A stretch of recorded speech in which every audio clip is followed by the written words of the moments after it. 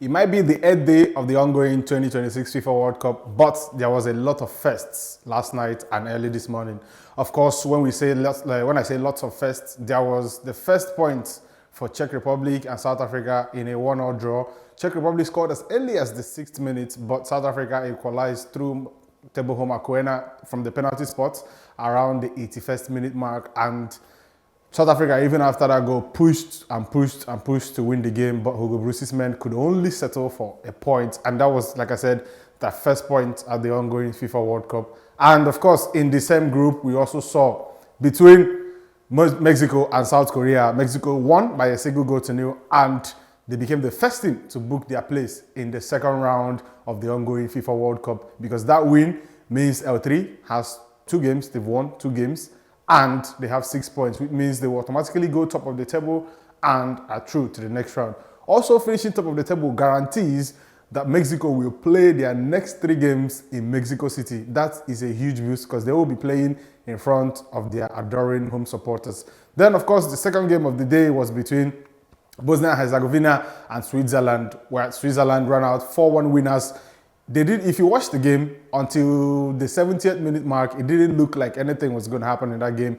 But the introduction of Johan Manzambi, the youngster, fantastic young player who plays for Freiburg. For how long he will be there, I'm not aware. If you remember that final of the Europa League between Aston Villa and Freiburg, he was perhaps the only Freiburg player who played with some reasonable level of superiority in that game. And yesterday, Johan Manzambi was introduced and he ultimately turned the game around for Switzerland, scored the first goal, and it was all hell breaking loose from that point. Yes, around the 80th minute mark, Bosnia had a man sent off, but even after that, they went on to score 3 further goals and won the game by 4-1.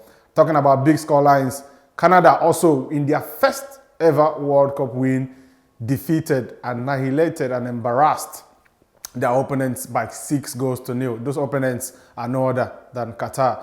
And Qatar, like I said, they were beaten by 6-0. They had 2 men sent off, which means they finished the game eventually with 9 men.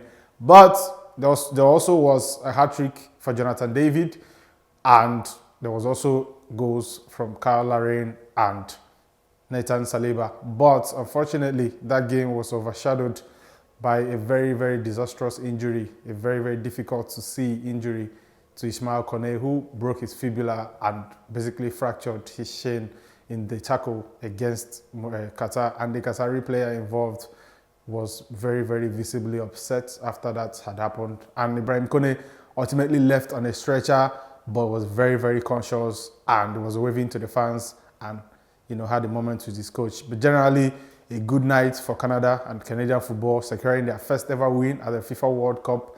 But unfortunately for Ismail Kone, who had to suffer that injury, I wish him the best of recoveries. He has already done a surgery and will be out approximately for 5 to 6 months, which means this World Cup tournament is definitely over. And the beginning of next season also will be without Ismail Kone for Sassuolo.